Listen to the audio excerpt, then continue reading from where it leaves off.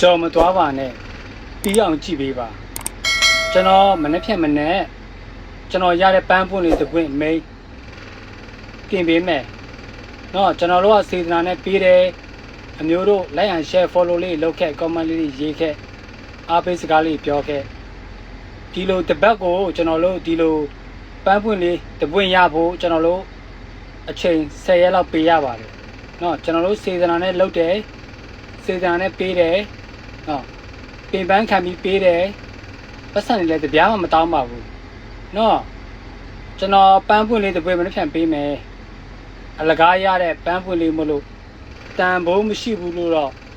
မဆုံးဖြတ်လိုက်ပါနဲ့နော်အရင်ဆုံးပန်းပွင့်လေးပန်ကြည့်လိုက်အောင်စေတနာနဲ့ပေးတာနော်လိုက်ရင် share လေးလုပ်ထားများလေးလုပ်ပေးရင်ပိုကောင်းတယ်နော်အပြန်အလှန်ပေါ့အားလုံးပဲမင်္ဂလာပါဗျာ